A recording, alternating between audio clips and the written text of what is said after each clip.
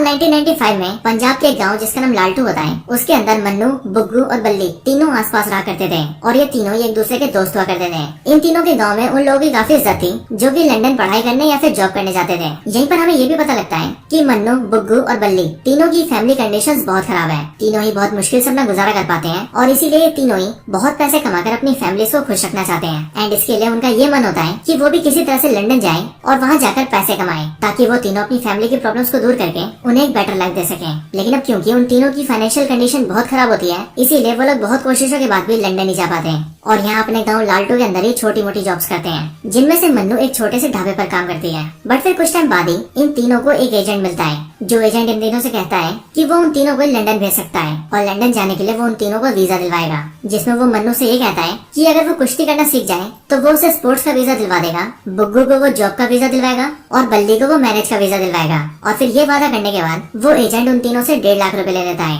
जिन पैसों को देने के लिए बुग्गू अपनी मदर की एफडी तोड़ देता है, जो एफडी उसकी फैमिली की जमा पूंजी होती है। इसके बाद ये तीनों काफी खुश होते हैं क्योंकि ये लोग सोचते हैं कि अब ये लोग लंदन जाने वाले हैं। फिर इसके बाद ये एंट्री होती है एसआरके की, यानी कि हमारी स्टोरी के मेन कैरेक्टर हार्डी की। एसआरके यानी कि हार्डी मन्नू, बुग्गू और बल्ली के गांव लालटू में आता है और यहाँ पर आने के बाद हमें पता लगता है कि हार्डी एक ऐसे आदमी को ढूंढ रहा है जिसके हाथ पर चीते का टैटू बना है और वो बहुत तेज भागता है। लेकिन इसके आगे हार्डी को उसके बारे में और कुछ भी नहीं पता है। हार्डी इस बारे में पूछते पूछते एक ढाबे पर जाता है और ये वही ढाबा होता है जिस ढाबे पर मन्नू काम किया करती थी। यहाँ पर हार्डी ये देखता है कि मन्नू के ढाबे का मालिक उससे बहुत बदतमीजी कर रहा है और वो मन्नू को मारने की भी कोशिश कर रहा है और फिर इसीलिए हार्डी मन्नू की हेल्प करता है और उसे उसके ढाबे के मालिक से बचा लेता है। इसके बाद ही वो मन्नू से ये पूछता है कि वो इस गांव के अंदर एक ऐसे आदमी को ढूंढ रहा है जिस आदमी के हाथ पर चीते का टैटू है और वो बहुत तेज भागता है। बट ये सुनते ही मन्नू से कहती है कि जिस आदमी को वो ढूंढ रहा है वो उसका भाई है और इसीलिए जानने के बाद मन्नू हार्डी को अपने घर ले जाती है, जहाँ पर हार्डी मन्नू के पेरेंट्स से मिलता है। बट यहीं पर हार्डी को ये भी पता लगता है कि मन्नू के जिस भाई को वो ढूंढते हुए यहाँ पर आया है वो अब मर चुका है, क्योंकि 1 साल पहले ही उसके एक एक्सीडेंट के अंदर मौत हो चुकी है। लेकिन फिर यहीं पर हार्डी मन्नू और उसके मदर फादर को ये बताता है कि उसका भाई एक बहुत ही अच्छा इंसान था और वो यानी कि हार्डी असल में फौज में था। लेकिन एक बार जब वो अपनी फौज की ड्यूटी कर रहा था तब उसी टाइम पर उसे कुछ आतंकवादियों ने गोली मार दी थी। लेकिन लकीली उस टाइम पर मन्नू का भाई उसके पास था और फिर इसीलिए उसने हार्डी की हालत देखकर उसे हॉस्पिटल के अंदर भर्ती कराया और उसकी बहुत देखभाल की।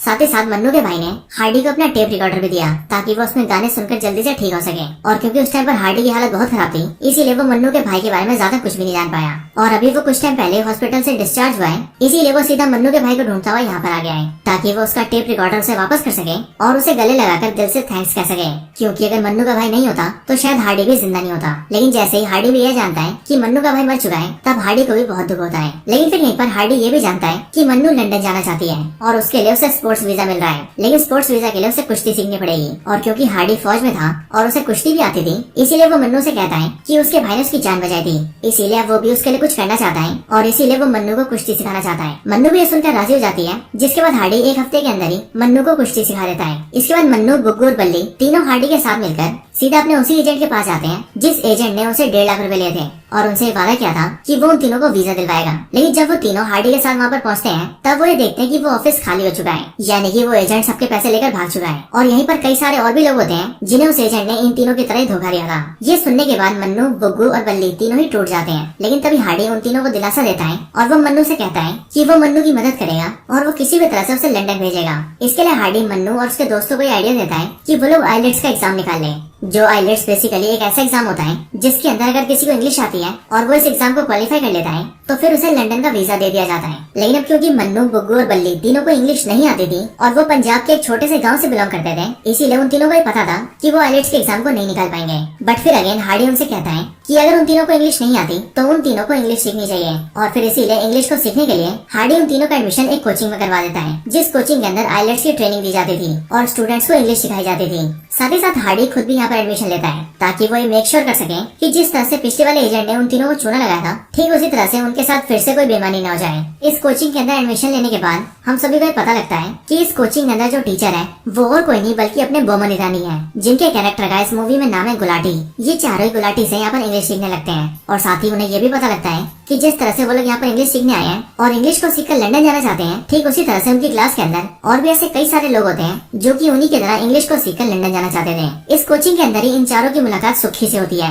जो कि और कोई नहीं बल्कि अपने विक्की कौशल है। और विक्की कौशल का कैरेक्टर यानी कि सुखी बहुत डेस्परेटली लंदन जाना चाहता है और वो अपनी क्लास से बार बार यही कहता है कि उसके पास सिर्फ 3 ही महीने हैं और इसीलिए सुखी अपनी क्लास के अंदर भी हमेशा परेशान रहता है। सुखी को बार बार परेशान देखकर एसआरके और उसकी टीम ये डिसाइड करते हैं कि वो लोग सुखी से बात करेंगे।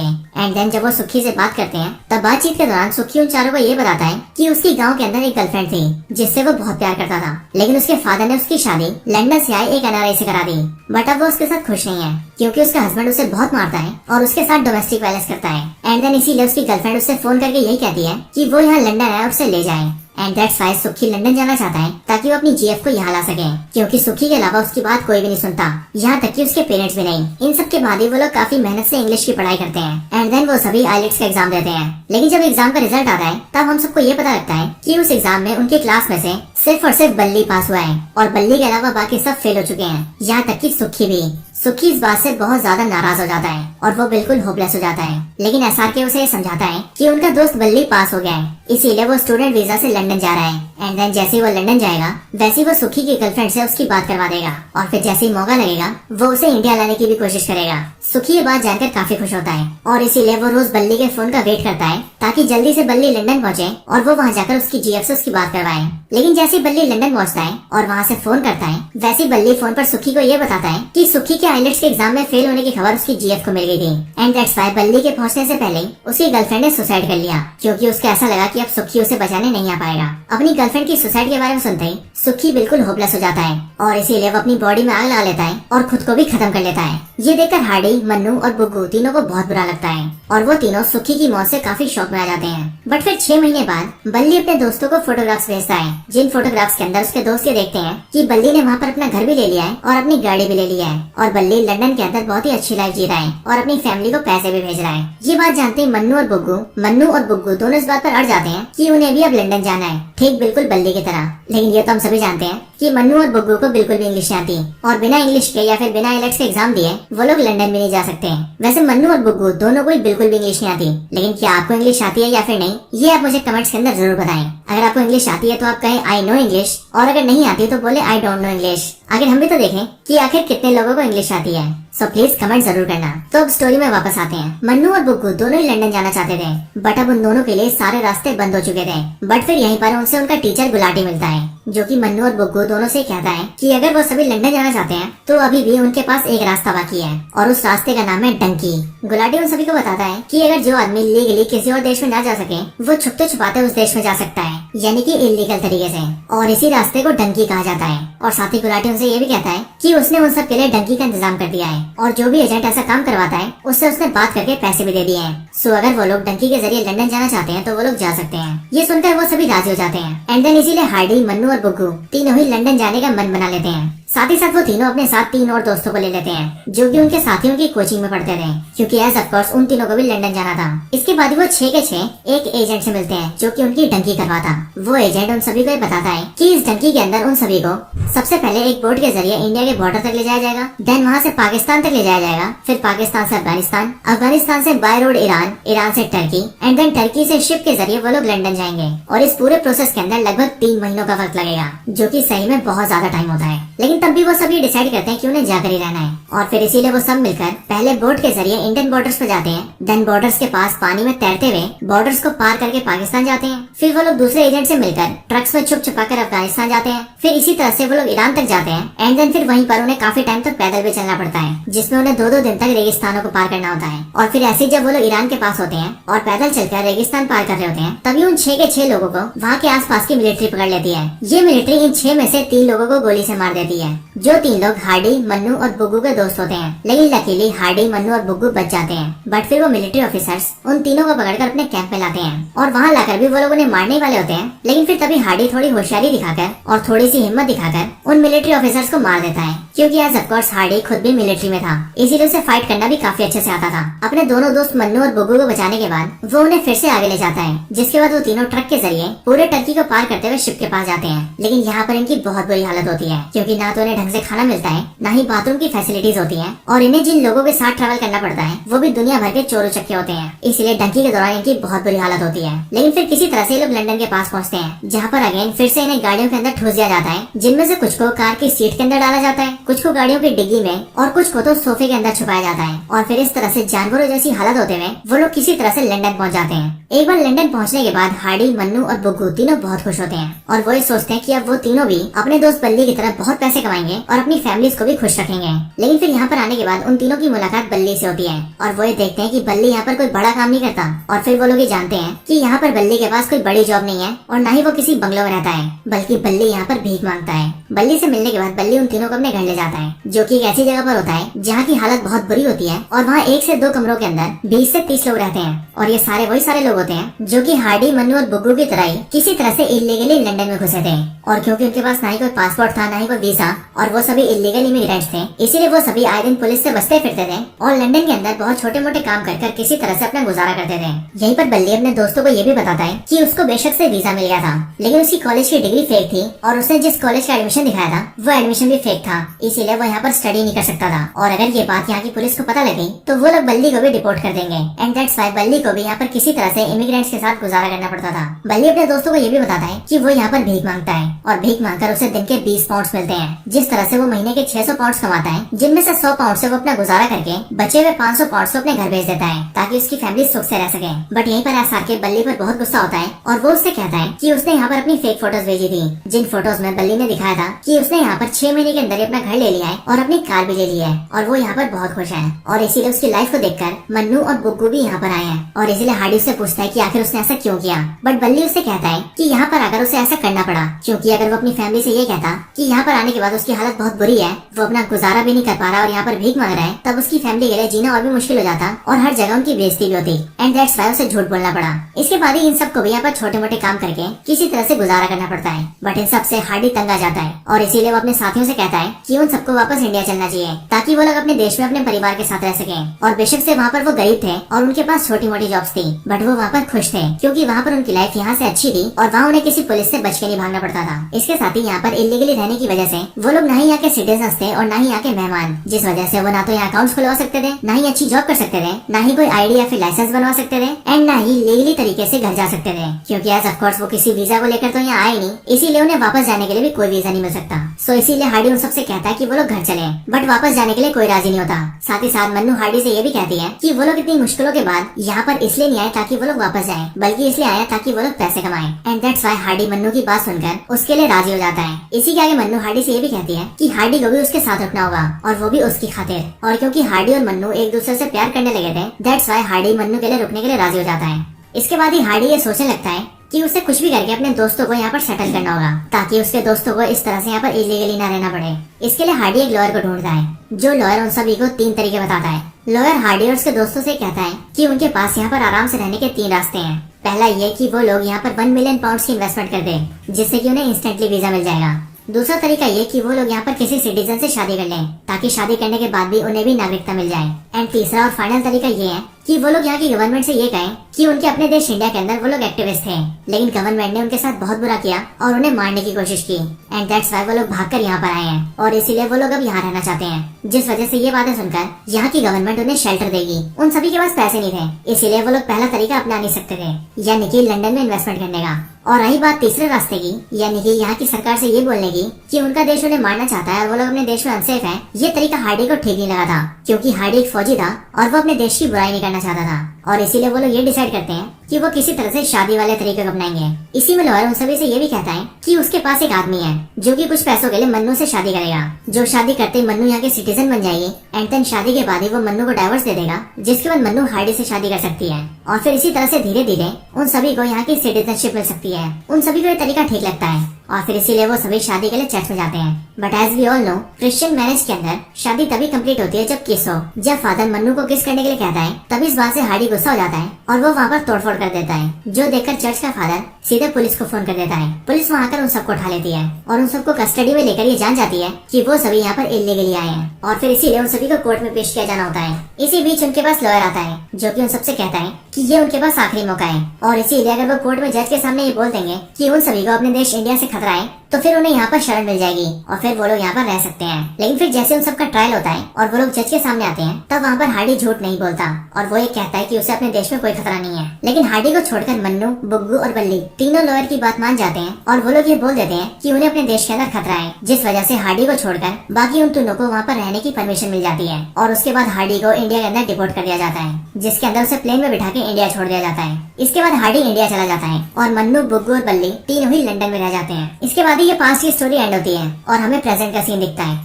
जहाँ पर मन्नू, बुग्गू और बल्ली तीनों ही दुबई पहुँचते हैं, जहाँ पर उनसे मिलता है हार्डी। हार्डी से मिलकर वहाँ पर मन्नू से ये बताती है कि उसे ब्रेन ट्यूमर हो गया है और डॉक्टर के हिसाब से वो सिर्फ 1 ही महीने तक जिंदा रहेगी, यानी कि 1 महीने के अंदर अंदर उसकी मौत हो जाएगी। और इसीलिए वो चाहती है कि वो अपने आखिरी दिनों में अपने घर जाए, ताकि उसकी मौत अपनों के बीच हो। लेकिन अब क्योंकि उन्होंने ये बोला था कि उन्हें इंडिया से खतरा है, इसीलिए उन तीनों की बहुत कोशिशों के बाद भी लंदन की सरकार ने उन्हें इंडिया का वीजा नहीं दिया, जिस वजह से वो सभी डायरेक्ट इंडिया नहीं जा सकते। एंड दैट्स व्हाई उन्होंने हार्डी को दुबई में बुलाया है, क्योंकि हार्डी ने पहले ही उन सबको डंकी करवा के इंडिया से लंदन भेजा था।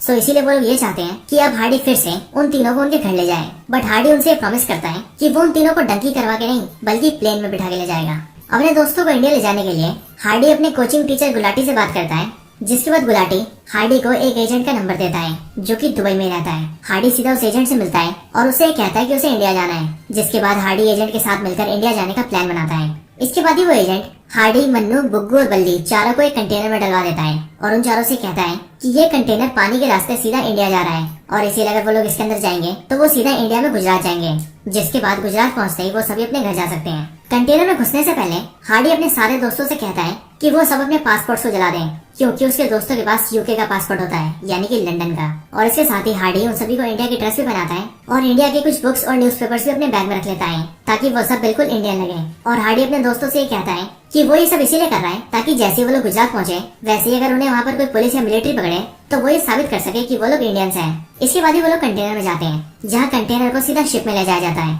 बट यहीं पर हम ये देखते हैं कि ये एजेंट हार्डी और उसके दोस्तों से तेज चल जाता है और वो सीधा वहाँ की पुलिस को फोन कर देता है, जो कि होती है सऊदी की पुलिस। और वो सऊदी की पुलिस से कहता है कि कुछ लोग इलीगली लंदन जा रहे हैं। जो खबर मिलते ही सऊदी की पुलिस उस एजेंट के साथ सीधा डॉकयार्ड पर जाती है और उस शिप के अंदर से उस कंटेनर को निकलवा लेती है, जिस कंटेनर के अंदर हार्डी और उसके दोस्त होते हैं। और फिर सऊदी की पुलिस उन चारों को पकड़ लेती है।